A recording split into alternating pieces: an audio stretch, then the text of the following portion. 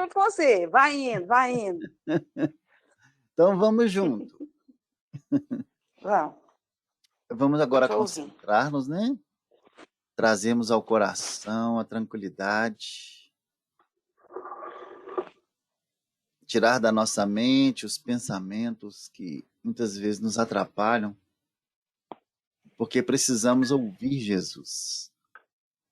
Ouvir com o coração, ouvir com a nossa alma, ter ouvidos para ouvir o Mestre e para sermos mais efetivos com relação a tudo que nos envolve e que nos consagra como cristãos. Senhor Jesus, abençoe esse nosso grupo, esse nosso trabalho, as nossas mentes, os nossos corações e nos auxilie a entender tua mensagem em definitivo na nossa alma e a reformular nas nossas vidas os nossos movimentos para que sejamos representantes, como tu és, direto do nosso Pai Criador.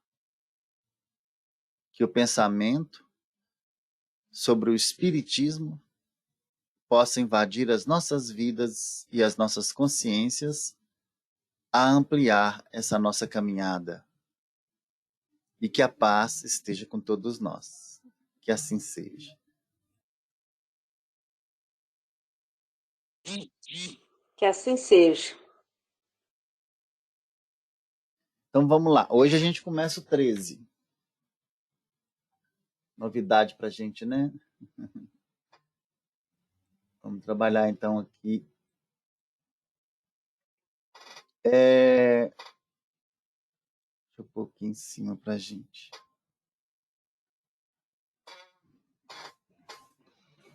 O que nós finalizamos com relação a João 12?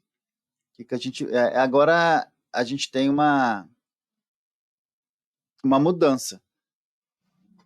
Porque durante o João 12 a gente percebe que Jesus fala muito diretamente à multidão, aos judeus, ele fala até aos gregos, não sei se vocês lembram lá atrás. E ele vem trazer as suas últimas diretivas de quem ele significava, de quem ele era, né, e muito do que ele é também, até o claro, já na sua evolução. Mas ele veio com a afirmativa para que quem pudesse entender, entendesse ele como enviado de Deus, como aquele que veio trazer as diretivas de evolução para esse nosso planeta condizente com os espíritos vinculados a esse planeta, direcionados a construir na sua própria caminhada essa sua própria evolução. Cada um é responsável, é protagonista dessa caminhada evolutiva. Mas nessa expressão, já aqui em João 13, ele já passa a fazer os seus últimos encaminhamentos, as despedidas e deixar o seu legado aos apóstolos, discípulos apóstolos. Por que eu falo discípulos apóstolos? É difícil saber quem já tinha transitado para a condição de apóstolo, porque a gente sabe que os discípulos de Jesus, após a sua ida, ainda tiveram um campo de aprendizagem muito intenso. E esse trabalho ele não para, porque ele é progressivo. Então, nesse capítulo, nós já não vemos Jesus ensinando ao público. Ele, aproximando-se do fim da sua missão no plano físico, ele deixa as suas últimas diretivas. Então, vamos lá. Lá em João 13, 1. Ora, antes da festa da Páscoa, sabendo que era chegada a sua hora de passar desse mundo para o Pai, tendo amado os seus que estavam no mundo, amou até o fim. Amou-os até o fim. E a gente vê que isso aqui é parece um prólogo, né? Parece uma frase que vem antes de se desenvolver, né? O restante aqui que a gente tem de João. Então, a gente vê lá na questão do príncipe que era expulso, Jesus já falando isso. E a gente vê também a questão de que passar desse mundo para o Pai, a gente traz também o entendimento das múltiplas existências planetárias. Então a gente vê que existe muitas moradas na casa do Pai. Então, tendo amado os seus que estavam no mundo, amou-os até o fim. E aí ele começa a desenvolver. Durante a ceia, gente, a gente tem que pensar que depois a gente vai discutir isso aqui, o tempo que esse evangelho foi escrito. Ele é considerado um evangelho tardio. Depois a gente vai discutir isso, tá? Então, essa questão de considerar já, tendo o diabo já posto no coração de Judas, essa condicionante de diabo aqui, nós vamos conversar sobre isso hoje. Mas olha, durante a ceia, tendo já o diabo posto no coração de Judas Iscariotes, filho de Simão, que traísse a Jesus, sabendo que o Pai tudo confiara às suas mãos e que ele viera de Deus e voltava para Deus, levantou-se da ceia, tirou a vestimenta de cima e, tomando uma toalha, cingiu ela. Jesus que fez isso aqui. Então, depois deitou a água na bacia, e aqui é o lava-pés, né? Passou a lavar os pés aos discípulos e enxugá-los com a toalha com que estava cingido. E então já acabou-se a ceia, né? Deixa eu pôr aqui em cima, só para a gente não perder a referência. E quando a gente tem que ver uma coisa também, aqui fala. Peraí, deixa eu ver aqui se eu acho aqui. Essa tradução como traição, ela funcionaria também que entregasse Jesus. Então, a condicionante de traição, ela traz um sentimento a mais do que entregar. E nós vamos discutir isso aqui hoje, tá? Não estamos tirando a responsabilidade de Judas, mas estamos prevendo aqui que já fosse um planejamento de Jesus que isso acontecesse com ele. A gente sabe disso porque ele falou isso sempre para a gente. Então, essa palavra em grego, quando a gente fala de traição, a gente pode também traduzir como entrega. Judas entregou Jesus, tá? E sabendo que Jesus já era chegada a sua hora de passar desse mundo para o Pai. Jesus sabia, então. Ele não só sabia, gente, como ele planejou. O planejamento também foi, cara, que possivelmente foi por uma equipe de espíritos, mas Jesus possivelmente estava à frente desses espíritos, desse planejamento, porque o momento da vinda de Jesus era o momento de um planejamento macro para o planeta na questão espiritual. Então, o que a gente tem aqui é que nós temos uma crença no meio espírita que é um pouco exagerada, de que nós todos temos condição de planejar a nossa reencarnação. E aí, se nós formos criar um campo de observação, vamos observar a multidão de pessoas encarnadas nesse planeta. Se fosse colocado a possibilidade de cada um de nós, e eu vou colocar a gente junto a esse grande conjunto de espíritos que nós somos realmente, a responsabilidade de planejar a sua reencarnação, vocês acham que nós planejaríamos conforme a nossa própria necessidade evolutiva? Será que a gente tem condição de fazer isso? Porque no livro de André Luiz passa um pouco esse tipo de visão. Mas aqueles espíritos que estavam ali, naquele ambiente, naqueles computadores às vezes direcionando o seu próprio planejamento reencarnatório, possivelmente eram espíritos diferenciados. Possivelmente, a maioria de todos nós temos espíritos de um pensamento mais, de um sentimento, de uma compreensão mais elevada a estruturar o nosso planejamento reencarnatório, que não é o caso de Jesus. Na verdade, pequena minoria tem condição de fazer essas escolhas conscientes. E quando é dito no Livro dos Espíritos que nós escolhemos as nossas provas, a gente pode ir lá e buscar isso lá, é uma generalização sintética das nossas possibilidades. nós realmente escolhemos nossas provas e expiações com as nossas atitudes que tomamos ou deixamos de tomar. Então, o que nós não podemos deixar de fazer são as escolhas. E as escolhas é que nos direcionam para a nossa condicionante das nossas provas. Vocês concordam com isso? O que fazemos já é a nossa própria escolha das provas e expiações que a gente tem que passar. O que nós fazemos na nossa existência atual são sempre escolhas, conscientes ou não, do que será a nossa próxima existência, do que será o nosso próximo futuro. Então a gente está fazendo isso o tempo todo. O tempo todo. Então, nessa questão, mas nós vemos, por exemplo, e aqui hoje eu frequentei na obra de André Luiz, que os espíritos que já se conscientizaram razoavelmente passam por um planejamento da sua reencarnação. Não sei se vocês lembram aqueles mapeamentos que eram feitos ali, né? Então, Jesus, agora trazendo isso para Jesus, ele veio nos mostrar um caminho que nos leva até a Deus. E era muito interessante. Durante muito tempo, por diversas religiões que nós passamos, a gente enxerga um caminho para o céu e lá no céu um ser que representa Deus. E talvez esse seja o caminho errado. Jesus veio mostrar o caminho que leva a Deus e nós somos centelhas divinas.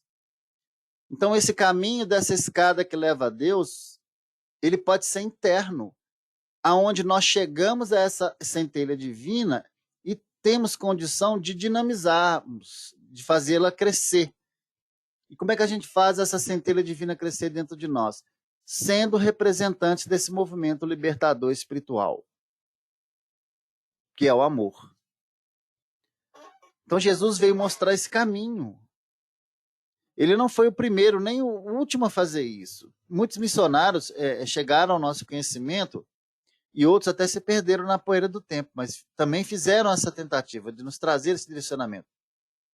Então, para que o ensino de Jesus chegasse até nós hoje, 2021, sobrevivendo esses séculos aí, atravessando as mudanças da humanidade, era preciso que um fato extraordinário imortalizasse a memória de Jesus. E esse fato foi a sua morte nas condições que ele se deu. Até hoje, as igrejas, elas revelam muito mais a crucificação do que a ressurreição. Sendo que a ressurreição, ela tem uma representação muito maior do que a cruz. A cruz tem o seu simbolismo, sim. Mas a ressurreição é o ressurgimento, é a renovação, é o renascimento. Representa muito mais para nós que estamos aqui nesse planeta. Então a gente precisa pensar no que a gente direciona a nossa vida. Se é para o Cristo vivo, e muitas religiões fazem o contrário. Falam que Jesus morreu por nós, para salvar. E não é bem, a gente sabe que não era bem assim. Então, esse fato extraordinário de Jesus, totalmente planejado, totalmente estruturado, ele veio para que a mensagem dele perdurasse até hoje e pela eternidade do nosso planeta. Porque a característica dos espíritos vinculados à Terra, eles só guardam aquilo que é drástico. Então, está dentro da pedagogia de Jesus para conosco, desse elemento aí. Então, nós vamos também, uma coisa também que eu queria trazer aqui, que é bem polêmico, então eu vou tomar muito cuidado, que ele fala aqui, né, levantou-se a ceia, tirou o vestimento, uma toalha, então ele fala aqui a questão de Pedro, né, que nós vamos ver aqui agora, mas deixa eu falar um pouquinho mais. Essa ideia que Jesus veio para morrer, gente, se ela está na cabeça de alguns de nós aqui, a gente precisa tirar isso daqui. Jesus não veio para morrer. Jesus não veio para morrer, ele veio para viver. Jesus não morreu por nós. Jesus viveu por nós. E não é a morte de Jesus que nos salva, não. É a vida de Jesus que nos orienta a nos salvarmos. A morte de Jesus foi um detalhe dessa história do Evangelho. Um detalhe importante, imprescindível. Porque, de outra forma, dificilmente o ensino dele teria chegado até a gente. Faz parte de um processo pedagógico. E tendo o diabo posto no coração de Judas Iscariotes, filho de Simão, que o traísse, e a gente já fala que, relembrando aqui, essa questão do diabo. O diabo tinha o simbolismo de adversário naquela época, o antagonismo, né? Então nós chamamos, e muita coisa aqui também. O João é o único evangelista a dizer que Judas, deixa eu ver aqui, onde é que ele fala isso aqui, coração de Judas Iscariotes. Tem uma parte que ele fala que Judas era um ladrão, né? Eu tenho que pegar isso aqui depois. Depois eu busco isso aqui pra gente. João é o único evangelista que fala isso. Nós temos que considerar aqui, em primeiro lugar, a inegável hostilidade que existia naquela época, eu não sei se todo mundo sabe disso, em relação aos judeus. Existia uma animosidade entre os judeus e os cristãos da época, nessa época que o evangelho foi escrito. E uma coisa interessante, não sei se todo mundo sabe, Judas era o único judeu dos 12 discípulos. Aí vem a pergunta, se Judas era o único judeu, os outros discípulos eram o quê? Galileus, como Jesus era. E aí eu trouxe aqui um texto, deixa eu ver se eu consigo colocar ele aqui para a gente. Esse aqui, eu fiz uma pesquisa para a gente, a diferença entre judeus e galileus. Já chegou para vocês? Olha essa parte aqui que interessante. A diferença entre judeus, galileus e judeus era quase tão grande como as suas terras. Aqui fala das terras também, que a Galileia era uma terra muito fértil, né? Aqui, ó, a Judéia, e naquele tempo a terra muito atraente e fértil para toda a Judéia, né? Que era uma área de uma atração muito grande, uma área muito bonita. O verão era quente, você tem aquela disparidade do inverno também, a proximidade do mar da Galileia, né? Isso é muito interessante. Mas aqui, ó, a diferença entre os galileus e os judeus era quase tão grande como as suas terras. Os judeus, isso é, os naturais da Judéia, consideravam os galileus como mais ou menos com franco desprezo. Essa atitude de sua parte se devia muito provavelmente, em parte, ao fato que os galileus não eram da estirpe tão pura como os judeus naquela época, havendo entre eles descendentes dos que foram à força circuncidados pelos macabeus, no século antes, que devia também ao fato que os galileus, como um todo, não eram tão bem instruídos como os judeus. Os judeus, claro, a gente já sabe disso, eram orgulhosos, reservados, e consideravam os guardiães da lei. E tal, né? E aí vai dessa diversidade. Aí você tem uma referência disso lá em Mateus 23, 2, 4. Então, já tinha essa facilidade, dessa animosidade entre judeus e galileus. E é claro que os discípulos não estavam fora disso. Tinha algum sentido isso ali. Então, a gente já consegue compreender, e um fato muito interessante, quando vamos dar continuidade aqui então. Depois levantou-se da ceia, tirou a vestimenta de cima e tomando uma toalha, cingiu-se, quer dizer, se envolveu-se com ela, tá? Depois deitou a água na bacia e passou a lavar os pés dos discípulos. Gente, isso aqui tem um grande significado. Ele lavou os pés dos discípulos e enxugar-lhes com a toalha que estava cingido. E nós não podemos esquecer, João não tratou nessa sequência aqui, não. Mas Lucas trata, e nós vamos falar disso aqui daqui a pouco, o que aconteceu antes para Jesus também justificar esse ato dele. Tá? Aproximou-se, pois, de Simão Pedro, e este lhe disse, Senhor, tu me lavas os pés a mim? E aí ele responde, né? Respondeu Jesus, o que eu faço não sabes agora, compreenderás depois. Disse-lhe Pedro, nunca me lavarás os pés. Respondeu-lhe Jesus, se eu não lavar, não tens parte comigo. Então Pedro pediu, Senhor, não somente os pés, mas também as mãos e a cabeça. Olha o que Jesus falou para ele. Declarou Jesus, quem já se banhou não necessita de lavar senão os pés, porque caminhou. Depois nós vamos discutir isso aqui, tá? Essa parte é interessante. Pedro também é abusado, né, Marcelo? Mas ele era íntegro, né? A mão é que é o pé, dá o pé é que é a mão. Que isso, que é o corpo Igual todo? que é tudo. Abusado. Mas é porque tinha um simbolismo muito grande, né? Lavar as mãos e a cabeça. A cabeça é como se fosse uma unção. E as mãos também, porque as mãos participavam do contato com o meio externo. E aquele ato de lavar as mãos.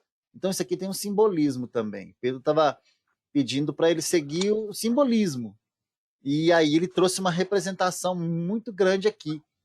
Quem já se banhou não necessita lavar. Quem banha, gente, quem tem contato com Jesus, tá? Não necessita lavar, Tá. senão os pés. Por quê?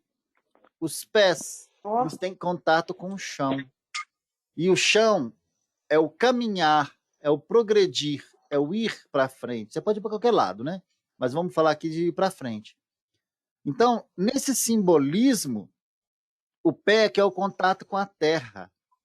Então, é a consagração do movimento no planeta Terra, quer dizer, a reencarnação.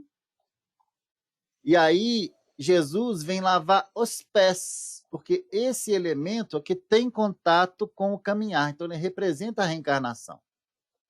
Ele representa o nosso papel.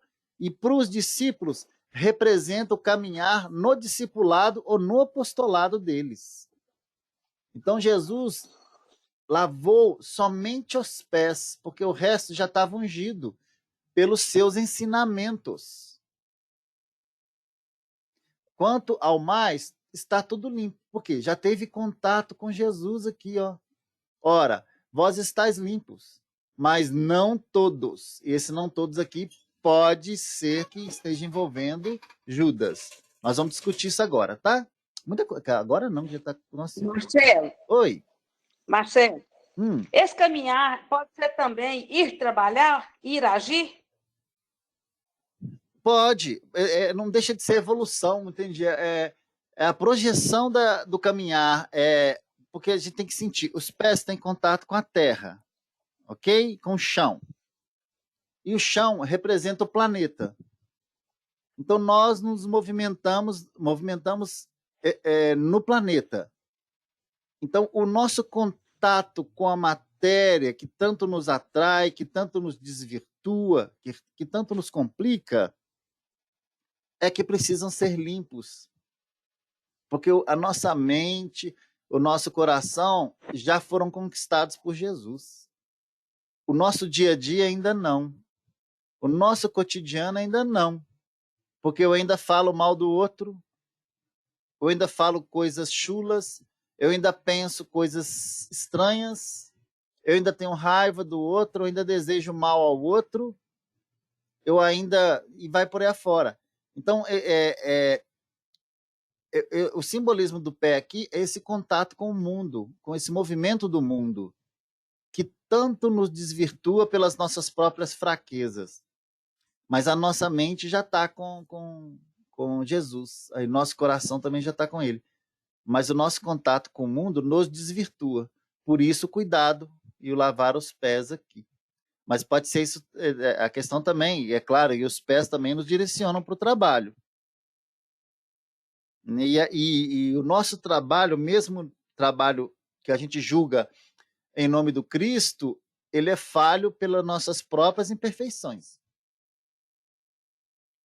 Né? Independente se a gente está no centro espírita, se a gente está no trabalho espírita, o trabalho espírita, ele guarda também representações negativas nossas, da nossa personalidade ainda defeituosa. Por isso que tem tanta dissidência dentro de uma casa espírita, dentro de uma igreja, etc. Porque o ser do mundo se perde no seu caminhar pelo mundo, quer dizer, nos seus pés. É isso, Lu. Uai, você tá falando, eu estou aceitando, porque eu achei que você foi fundo mesmo. Mas pode desconfiar, viu, Lu? Você tá indo bem longe. Eu sei, mas pode desconfiar de É mim. interessante, né, Marcelo? A interpretação é interessante. É. E é justamente aqui que nós nos perdemos, né, Lu? É nos pés, no caminhar, no nosso cotidiano. Verdade, é no dia a dia, é. E os discípulos, As então, coisas que a gente assim, faz. precisavam tomar muito cuidado com isso. Pois ele sabia Nossa quem era o Senhora. traidor e foi por isso que disse: nem todos estáis limpos, né? Depois, Olha, olha só, ele já sabia. Então, quer dizer, já estava descrito. Vamos falar um pouquinho de. Ah, peraí, tem 2 minutinhos. Vamos falar um pouquinho disso, senão a gente vai ter que deixar para a semana que vem. Jesus, sabendo que ele já sabia que o pai, né, tinha depositado a ele. Uma coisa também que a gente queria guardar aqui, que eu trouxe para nós, é a questão de Judas, né, que ele era o único judeu do grupo, o resto eram galileus, tá? E o Evangelho de João foi escrito algumas décadas depois dos Evangelhos sinóticos, quer dizer, dos outros. Então, a imagem do traidor, a imagem de Judas, já tinha se estabelecido fortemente. Então, era outro momento. Então, né, os outros evangelhos foram escritos num momento diferente desse. E aí a gente sabe que os evangelhos apresentam vários níveis de ensinamento.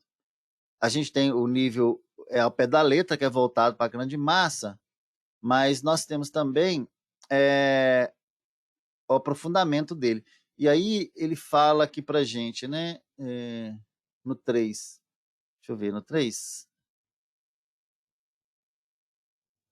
Deixa eu ver aqui, que acho que eu me perdi na minha organização. Só um momentinho, deixa eu ver o que eu fiz aqui de errado.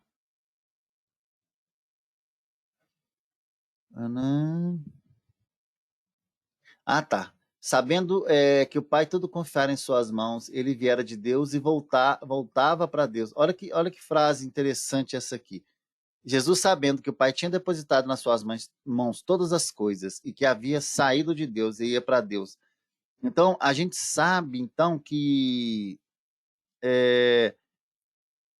Jesus sabendo, então Jesus já sabia o que ia acontecer com ele. Isso é claro para a gente. Nós não sabemos ou recém estamos tomando conhecimento de muita coisa. Deus nos disponibiliza tudo, todas as coisas que precisamos empreender na nossa caminhada evolutiva. Então, nós é que saímos de Deus e estamos voltando para Deus. Nós somos criados, mas somos partículas da luz divina. E estamos na direção de Deus. E aí é por isso que existe esse simbolismo da religião, do religando com Deus, do religare. E aí levantou-se da ceia, ele tirou as vestes, tomando uma toalha, cingiu-se, depois deitou a água na bacia, já começando a lavar os pés dos discípulos e enxugar com a toalha. Jesus faz esse gesto, gente, só para a gente encerrar aqui, eu paro aqui. Quando a gente pega o Evangelho de Lucas, lá em 22, 23, a gente tem aquela dissidência dos discípulos, que era anterior a isso aqui, e começaram a perguntar entre si qual deles seria o que havia de fazer isto. Você lembra? Lá em Lucas 22, 23.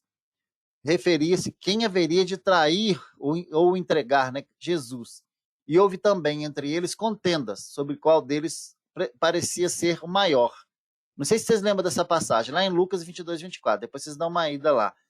Então, Jesus também fez esse ato de lavar os pés para amenizar essa situação, para mostrar que aquele que quer que quer representá-lo tinha que servir.